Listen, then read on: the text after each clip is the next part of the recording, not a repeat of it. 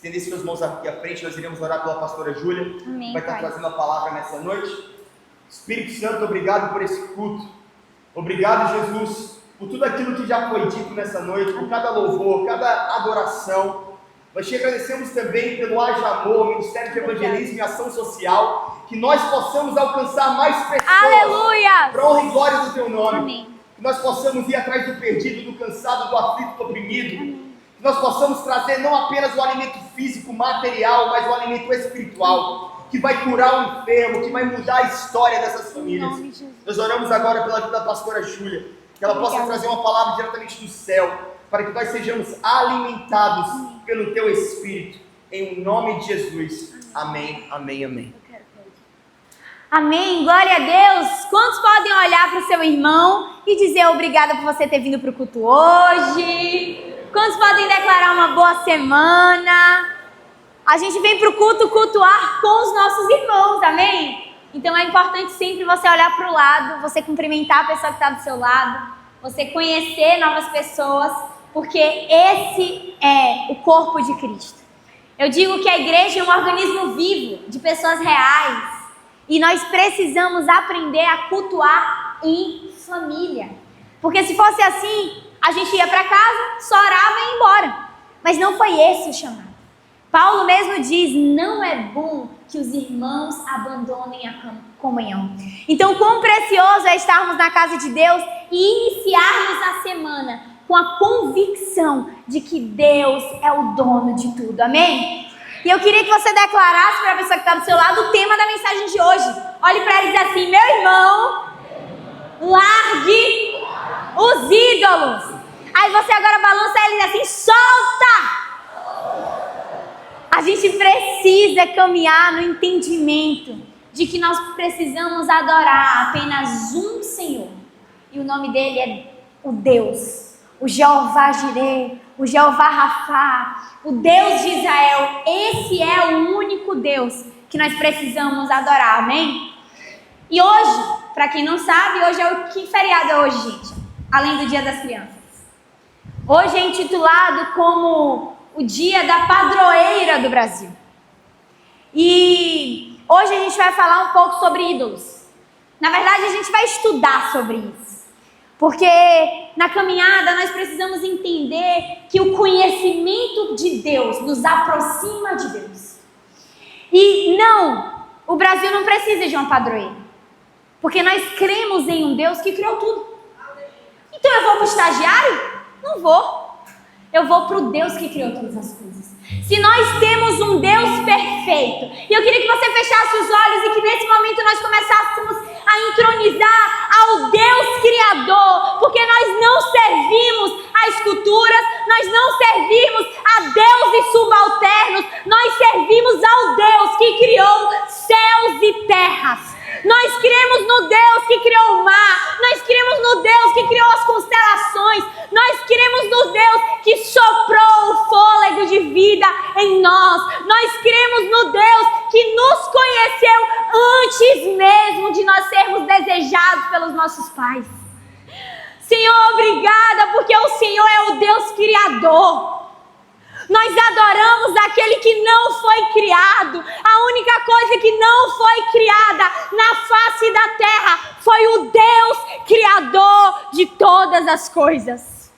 Porque nele tudo foi criado. Para ele tudo foi criado. Nós cremos no Deus que iniciou tudo. No Deus que no início de todas as coisas derramou o seu bará. Aquele que em 7 dias criou tudo. Aquele que ultrapassa gerações. Eu queria que nesse momento você começasse a agradecer. Quantos obrigada, Jesus, eu posso ouvir? Porque você pode buscar em muitos deuses, mas só houve um Deus que se fez carne. Só houve um Deus que se humilhou e morreu por mim e por você. Não existe outro Deus como esse. Não existe outro Deus que se assemelhou, que se fez carne, como a palavra diz, que se fez pecado, para que pudéssemos ter a salvação e a vida eterna.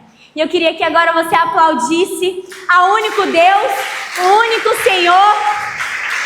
E a gente vai estudar muito sobre isso hoje, amém?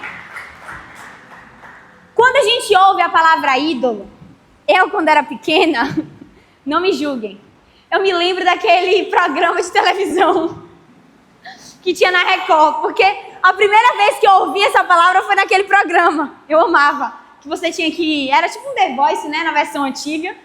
Enfim, que era ídolos o nome. A palavra ídolo, ela vem do grego eidolon, que significa imagem. Ou seja, uma representação da divindade de que se faz objeto de culto. Ou seja, essa imagem usurpa o lugar de Deus, recebendo adoração ou culto que somente o Senhor é capaz de deter. Então, quando a gente vai para a palavra idolatria, que é um pecado, a gente tem a junção de duas palavras, ido e latria, que é justamente, latria significa culto, e ídolo, o ídolo. Então, é um culto a um ídolo. E por que você cultua um ídolo? Porque você quer algo.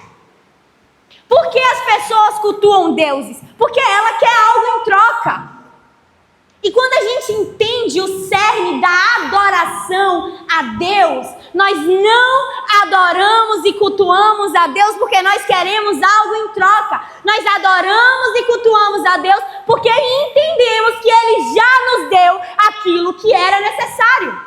Então o cerne de uma adoração ao ídolo e o cerne da adoração a Deus por si só já é diferente. Porque a gente não adora a Deus por aquilo que Ele vai fazer. A gente adora a Deus por aquilo que Ele já fez. A gente adora a Deus em uma expressão de gratidão a tudo que Ele tem feito. E quando a gente vai estudar, e agora eu não estou falando sobre religiosidade ou não. Quando a gente vai estudar na história, todos os deuses eram adorados por uma finalidade. Eu adorava esse Deus porque Ele ia me dar isso. Eu adorava esse Deus porque Ele ia me dar aquilo. Isso é história. Mas aonde a gente entra aí? A raiz da idolatria está lá no Éden. A primeira vez que o homem se colocou nesse lugar de ídolo foi com Adão e Eva. Isso aí vocês já sabem. Lá em Gênesis 3:5, e a gente vai ler novamente, porque esses versículos são versículos que devem estar cravados em nosso coração. Porque aqui é a queda do homem. Muitas vezes a gente associa a idolatria, a gente tem uma imagem em casa, e não é isso. Não é só isso. Vai muito além disso. Lá no Éden, nós vimos que o homem pecou. Nós vimos que Eva foi levada pela retórica da serpente. Nós vimos que a serpente convenceu Eva. Mas aí eu pergunto a vocês, Eva idolatrou a serpente? Sim ou não? Sim ou não? Qual é o palpite, gente? Aqui é pra gente errar mesmo. Vocês acham que sim ou não? Quem acha que Eva idolatrou a serpente, levanta a mão. Ninguém. Então quem acha que Eva não idolatrou a serpente, levanta a mão. Teve gente que não levantou, viu? Nesse relato, olha o que a palavra diz. Verso 5. Porque Deus sabe que no dia em que dele comerdes, se vos abrirão os olhos. Aqui é a serpente falando para Eva. E como Deus, sereis conhecedores do bem e do mal. Vendo a mulher que a árvore era boa para se comer, agradável aos olhos e árvore desejável para dar entendimento, tomou-lhe do fruto e comeu, e deu também ao marido. E ele comeu. Abriram-se então os olhos de ambos, e percebendo que estavam nus, coseram folhas de figueira e fizeram cintas para si. Eva, ela não idolatrou a serpente. E a raiz da idolatria não necessariamente é aquilo ali que você está vendo.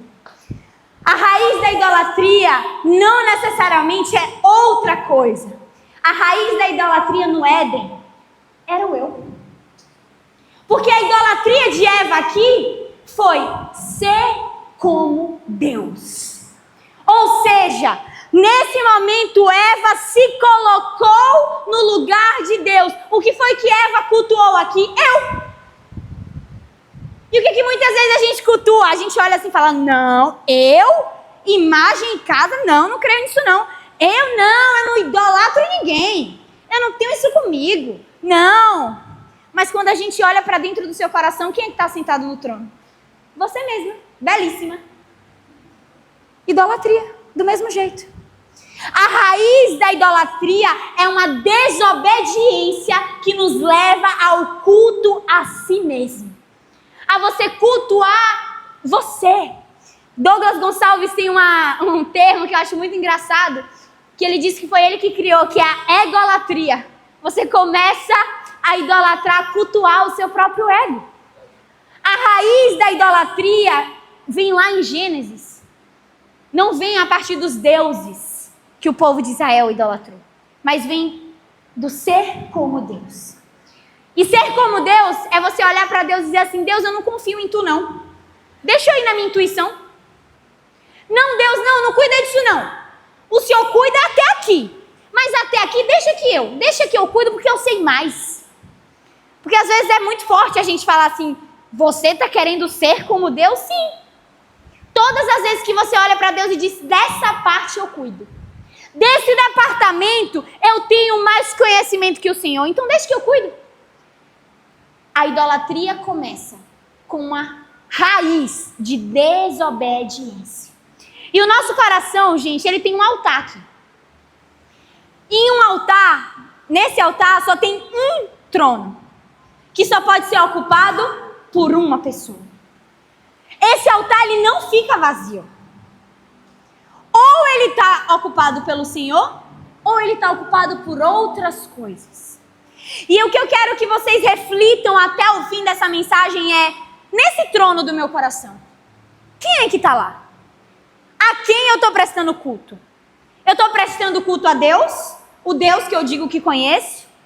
Ou quem está ali direcionando a minha vida sou eu mesma, a minha própria consciência, a minha intuição? Ou até mesmo alguns outros meios de lidar com o desconhecido?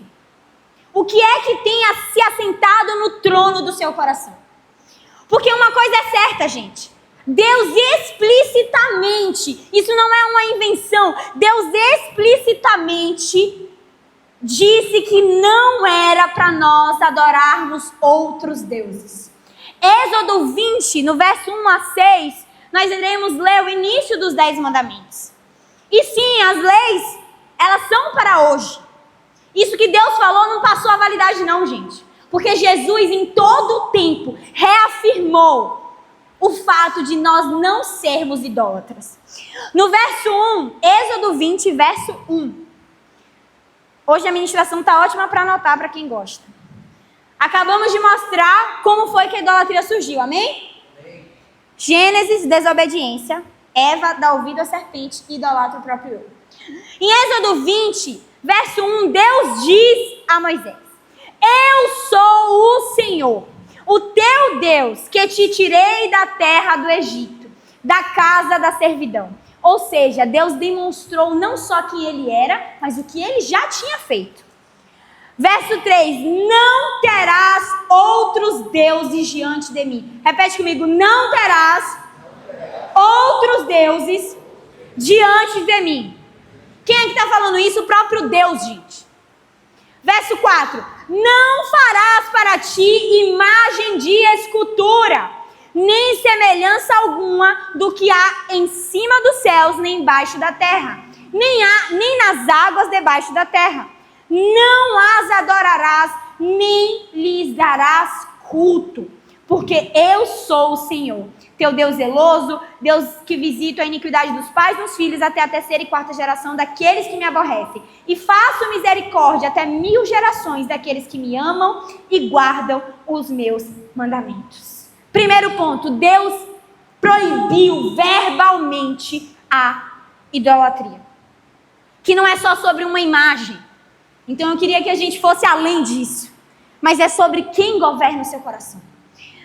Mas aí a pergunta que a gente faz é: quem são esses deuses? Quem são esses deuses que muitas vezes tomam o trono do nosso coração? E hoje, como eu falei, nós iremos estudar ponto a ponto segundo a palavra. Porque quando a gente vai ler a Bíblia no Antigo Testamento, nós vimos um povo que serviu a vários deuses. A gente vê um monte de nome estranho, que hoje na nossa cultura não é nem tão usual assim. Hoje a gente não se fala de Baal, hoje a gente não fala de Dagon, hoje a gente não fala de Astarote, a gente não fala sobre isso. Mas por que a palavra de Deus, ela precisa ser o nosso guia? Porque cada Deus de um povo significa uma razão a qual nos colocamos em idolatria hoje. Então a gente vai estudar um pouco cada um desses deuses e entender que talvez você não olhe para mim e diz assim: eu acredito no Deus Baal, eu acredito no Deus Dagon, mas você se move como se acreditasse nesses deuses. Você se move como se esses deuses ainda existissem. Salmos 96 diz, verso 5, porque todos os deuses dos povos são ídolos, mas o Senhor fez os seus. O que esse salmo quer dizer? Existe algo superior. Quem fez todas as coisas? Deus. Os deuses, o conceito dos deuses é justamente a imaginação. Quem é que cria o Deus? A imaginação de um povo. Os deuses é o reflexo do pensar coletivo de uma nação. Tanto que quando você vai estudar na Bíblia, tem lá o povo cananeu, tem lá o povo filisteu. Cada povo daquele tinha um Deus que representava aquele povo, que era como se fosse a padroeira ou o padroeiro daquele povo. Por quê? Porque aquele povo tinha uma necessidade. Todo Deus nasce com base em uma necessidade. Ou seja, você cultua um ídolo a fim de que ele te dê algo. Você presta uma entrega, você presta um sacrifício a um Deus com a finalidade que ele te devolva algo. O Deus é apenas uma criação da imaginação do povo. E a gente crê em um Deus que ele não foi criado por homens. Nós cremos num Deus que é a imagem do Deus invisível, daquele que criou todas as coisas. E eu pergunto a você, cadê os deuses? Cadê os deuses do Egito, que foram tão respaldados há anos atrás? Cadê esses deuses? Cadê? Só existe um Deus, gente. Só existe um Deus. E agora eu vou mostrar para vocês como talvez esses deuses estão na nossa vida e a gente nem sabe. O primeiro Deus que a gente vai falar é um Deus que o povo adorou no deserto, chamado bezerro de ouro. Se quem quiser anotar para ler depois, está lá em Êxodo 32. Moisés, um homem de Deus, tinha ido lá para o monte ouvir do Senhor. Aí Moisés era o líder do povo. Moisés se ausenta pouquinho tempo. Quando ele desce do monte, eles tinham feito um bezerro enorme de ouro, maciço, e eles estavam adorando aquele Deus. Aí a gente diz, não, claro que eu não vou pegar um bezerro de ouro e vou adorar, eu tenho o que na minha cabeça? Não, eu penso, Júlia, claro que não. Não, pastor, óbvio que eu não tenho um bezerro de ouro, mas quantas vezes você tem um amuletinho em casa? Você chega e fala assim, não, isso aqui tem que estar, isso aqui é minha sorte, não, isso aqui tem que estar comigo. Sabe o que é o significado do bezerro de ouro? Você não consegue crer no Deus invisível, então você precisa de algo visível para você dizer assim, não, eu creio. Aí a gente tem um amuleto, aí a gente tem uma coisinha assim, não, eu só vou naquele lugar se eu tiver com isso aqui. Não, eu só faço a prova se for com essa caneta. Quem nunca? Não, eu tenho que usar essa blusa porque essa blusa me dá sorte. Amuleto, Deus é invisível. Deus não vai se fazer presente em nenhum objeto visível. E isso foi o que o povo fez com o bezerro de ouro. Não, eu tenho que ver esse Deus. Mas nós servimos a um Deus invisível. Segundo, Baal. Baal está lá em Juízes 2, 11 a 13, ali na história de Gideão. E está também na história de Elias, 1 Reis 18. Baal naquele tempo era o Deus da fertilidade, o Deus da chuva. Eu até anotei aqui, Baal representa a confiança na produtividade, no poder e no controle do futuro. Quantas vezes a gente está crendo nesse Deus, né? Não, Deus, é melhor fazer com o meu braço, porque eu não sei se vai chover amanhã. Eu não sei se o Senhor vai prover amanhã. Então deixa eu fazer do meu jeito. Mas a gente entende claramente na palavra que existe um dia que o profeta Elias desafia 450 profetas de Baal. Existe um dia que o nosso Deus, ele literalmente permite que aconteça para que nós entendamos sobre hierarquia. Existe um Deus superior. Naquele momento, Elias diz assim: olha, vocês não estão crendo nesse Deus? Então vamos lá, vamos fazer um desafio. Estou encurtando a história para ficar mais rápido. Eu vou colocar aqui um sacrifício. Vocês vão ter um tempo para vocês clamar ao Deus de vocês. E a gente vai ter esse tempo para ver se o fogo vai descer para queimar o sacrifício. O fogo tinha que vir de forma sobrenatural, obviamente, né? Já que ele era Deus. E aí Elias fica ali, só olhando. E o tempo passando, e os profetas clamando. Vem. A palavra diz, gente, que sabe como era que aqueles profetas faziam para adorar esse Deus? Eles se cortavam.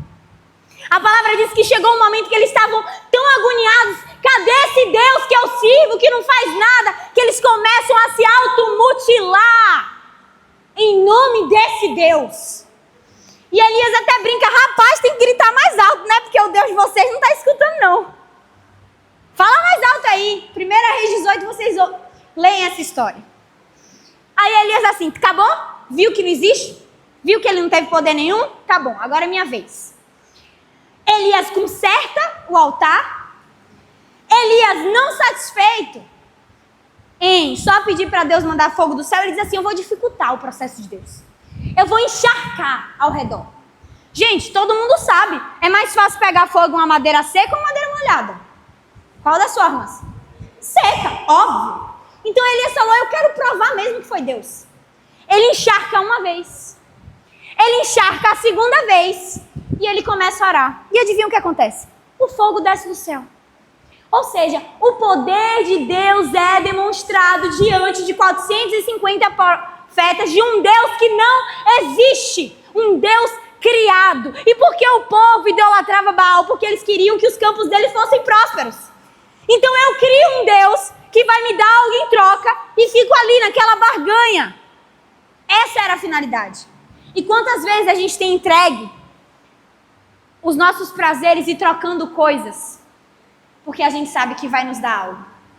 Quantas vezes você entregou o seu coração e fez o que não deveria, porque às vezes você precisava de uma prosperidade, de uma porta aberta. Gente, as portas de Deus, elas são abertas pelo próprio Deus.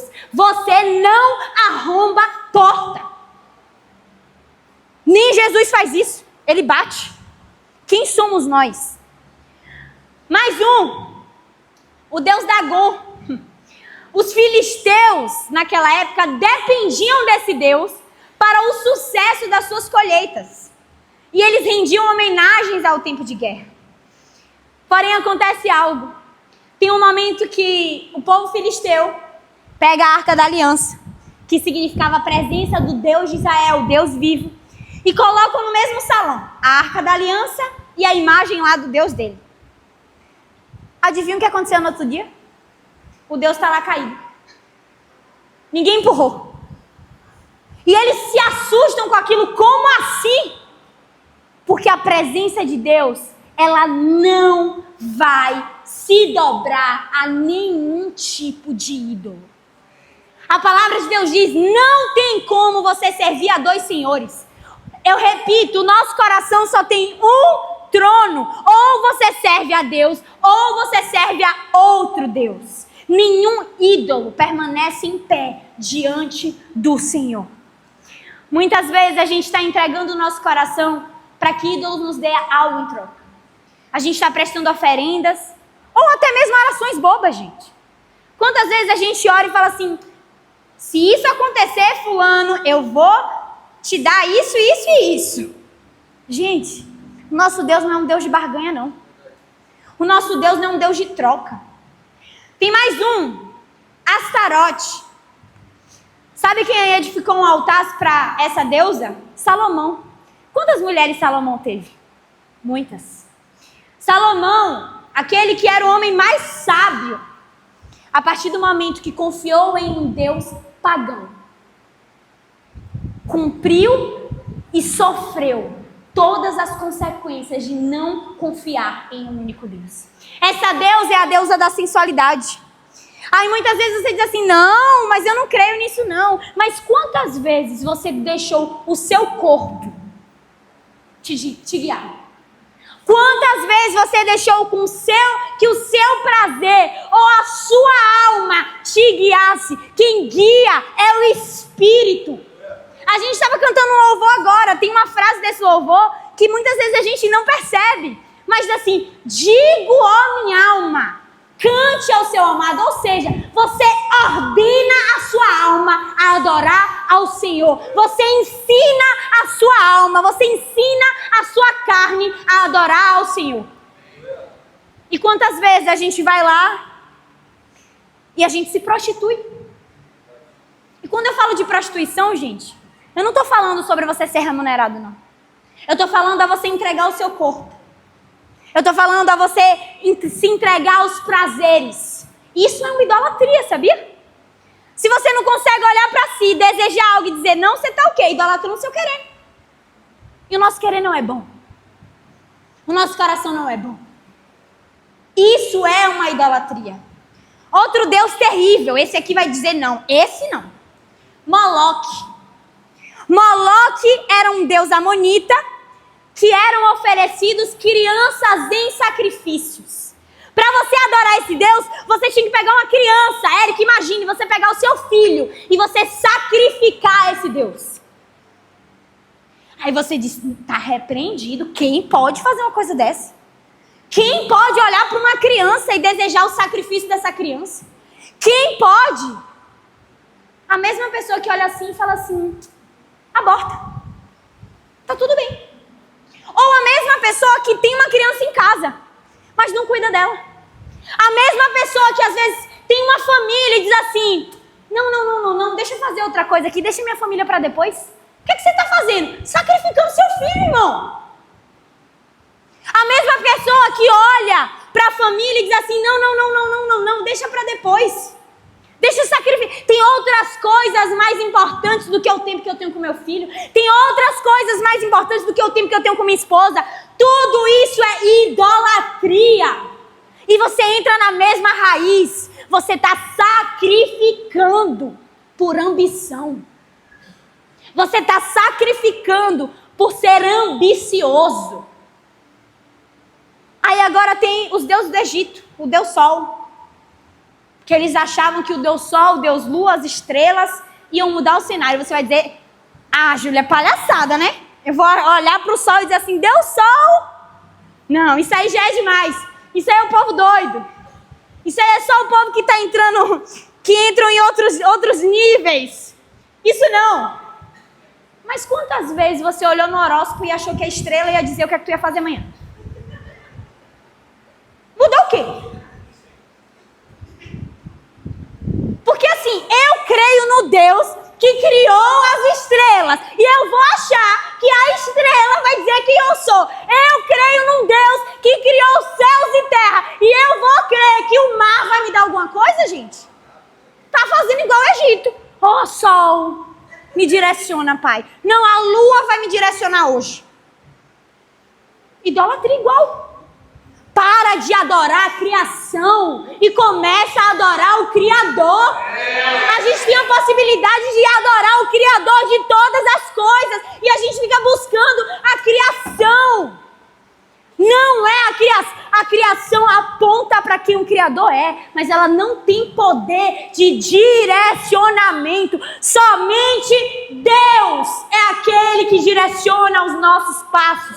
Só há um caminho, só tem como ir ao Pai por meio de Jesus. Esse é o único caminho para a salvação. E eu não vou atrás do estagiário, né, gente? Pelo amor de Deus.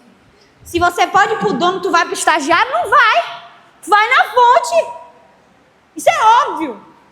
Aí você vai dizer, não, Júlia, mas você tá só no Antigo Testamento? Não, isso é coisa da antiga lei, do passado. Não. O que é que Jesus fala no Sermão do Monte? Ei, não tem como você servir a dois senhores. Ele cita um Deus. Você não pode servir a Deus e a Mamon. Quem era Mamon? O Deus das riquezas.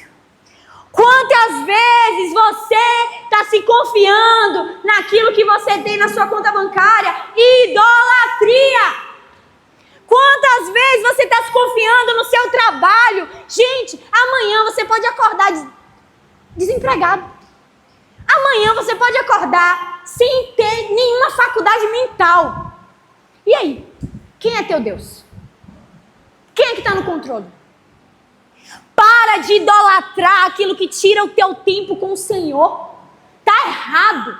Eu não estou dizendo para você ser uma pessoa... Eu ia até usar uma palavra, mas eu não posso. Não estou falando para você não trabalhar. Não estou falando para você não estudar. Não estou falando isso não, gente. Deus nos fez com conhecimento.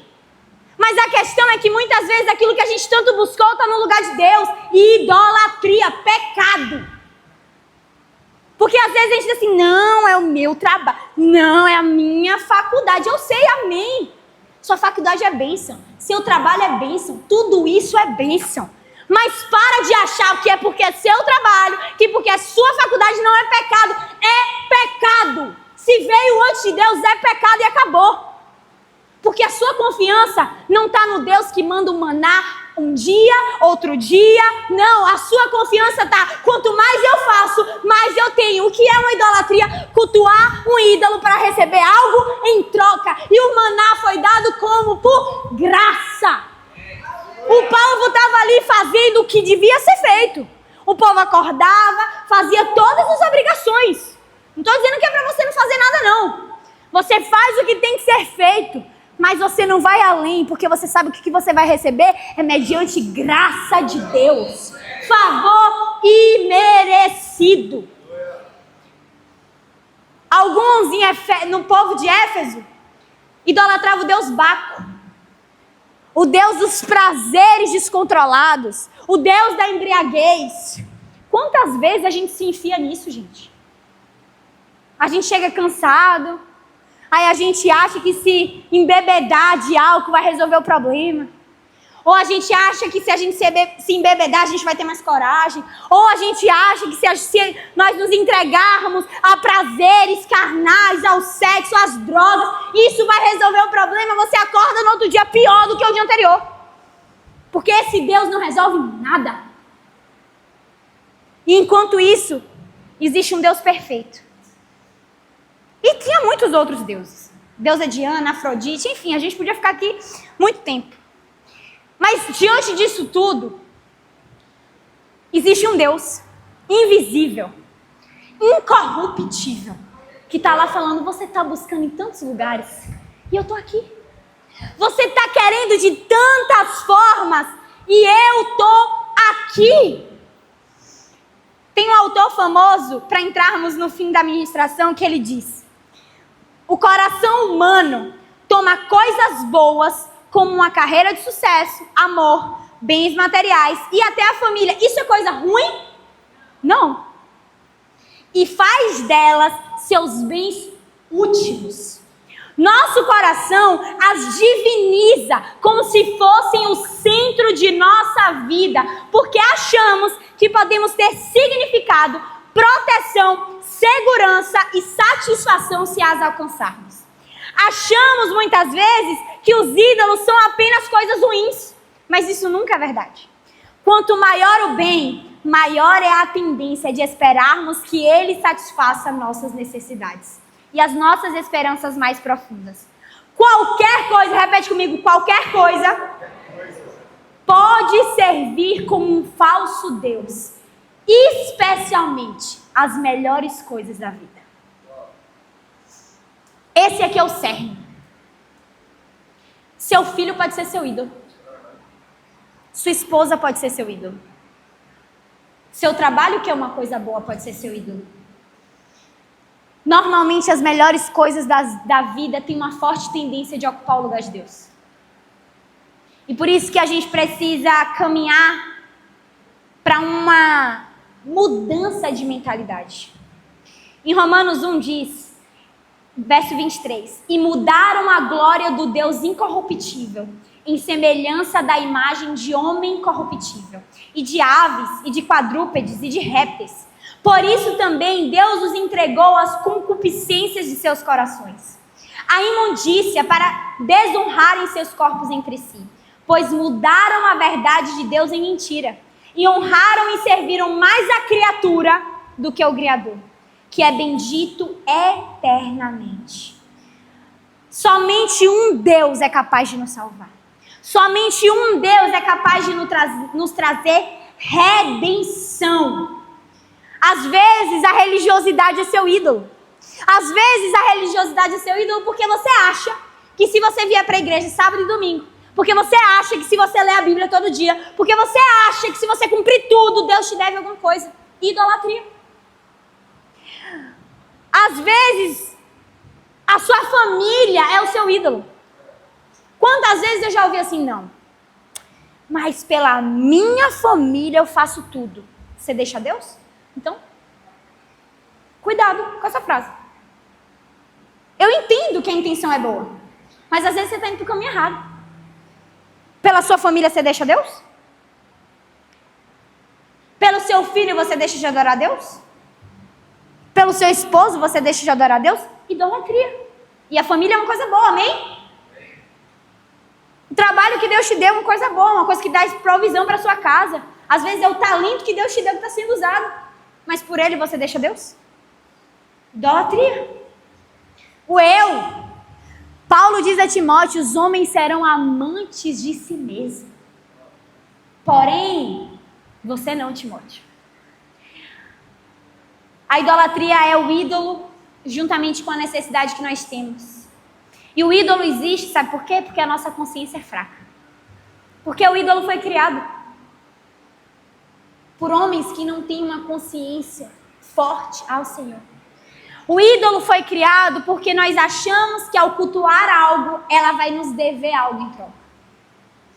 E sabe qual é o culto racional ao Senhor? Para finalizarmos a mensagem. Sabe como é que Paulo chega assim, olha, você tem que prestar culto a um Deus. O Deus de Israel, o Senhor dos exércitos. Mas sabe como você vai cultuar esse Deus? Não é como você cultua uma imagem. Não é como você cultua um ídolo. Que você diz assim, olha, eu vou prestar essa penitência e você vai me dar isso. Ou você vai dizer assim, eu vou deixar o meu tempo aqui, eu vou investir os meus esforços e você vai me dar em troca. Paulo diz assim, não é assim que cultua ao nosso Deus. Paulo ensina, é o culto racional ao Senhor. Em Romanos 12:1 ele vai explicar como é esse culto racional ao Senhor. Como é que eu vou cultuar ao Deus da forma certa?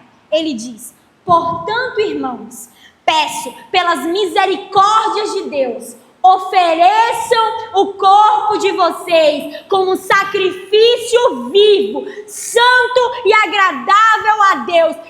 Este é o culto racional de vocês. Ou seja, a cultuar a Deus, você não vem falando assim, olha, eu te dou para você me dar em troca. Você diz assim, você já me deu e agora eu me sacrifico. Você já fez, agora eu me entrego totalmente. Você já fez, agora eu confio plenamente. Você já fez, então eu entendo que eu sou limitado. E nenhum ídolo, nenhuma imagem, nenhum Deus é capaz de fazer o que somente o Senhor faz por nós. E esse é o lugar que nós temos que estar. Vocês têm sido verdadeiramente sacrifícios vivos ao Senhor? Porque tem aquela música, eu vou chamar os levitas.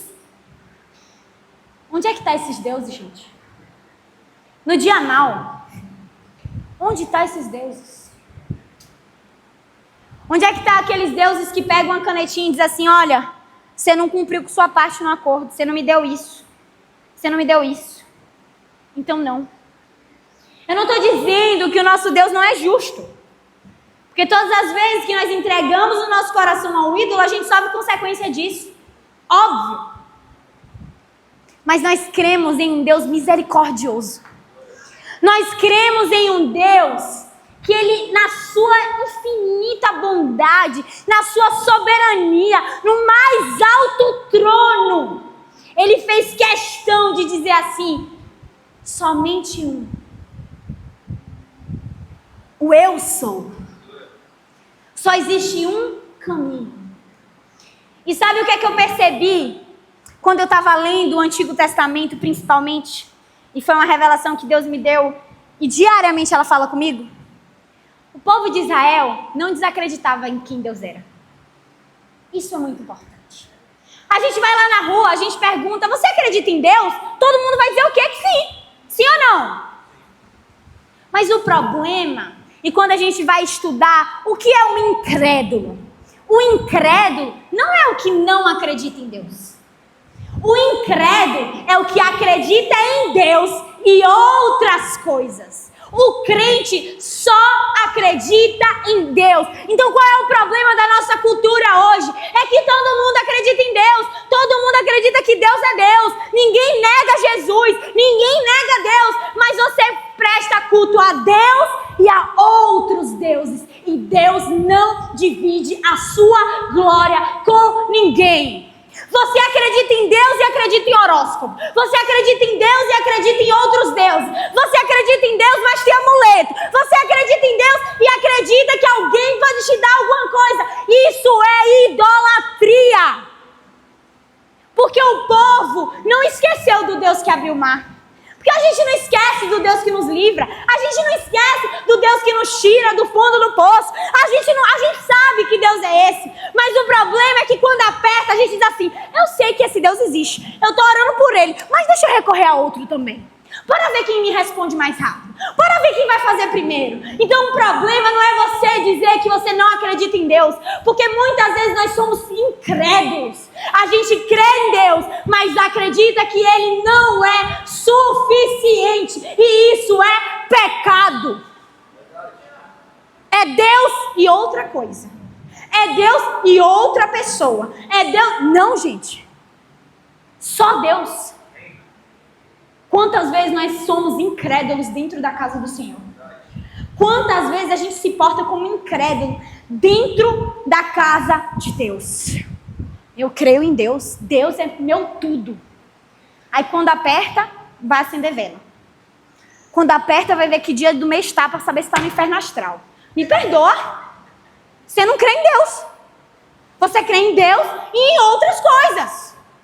E não estou falando isso aqui por mim, não. A palavra diz, Deus não divide a glória dele, então a gente tem que decidir. Culto racional. Eu não sinto, não, que Deus é meu único Senhor. Eu creio, eu reconheço, eu obedeço que Ele é o único Deus. Eu queria que nesse momento você se levantasse. E eu sei que essa palavra é um pouco difícil, e ela é muito difícil para mim. Toda vez que Deus pede para ministrar essa mensagem, eu falo, Deus, tem certeza, Senhor? Mas todas as vezes que Deus me leva a meditar nessa palavra, sabe o que é que Ele me mostra? Quantas vezes eu fui uma incrédula? Quantas vezes eu acredito em Deus, mas eu quero dar o meu jeitinho?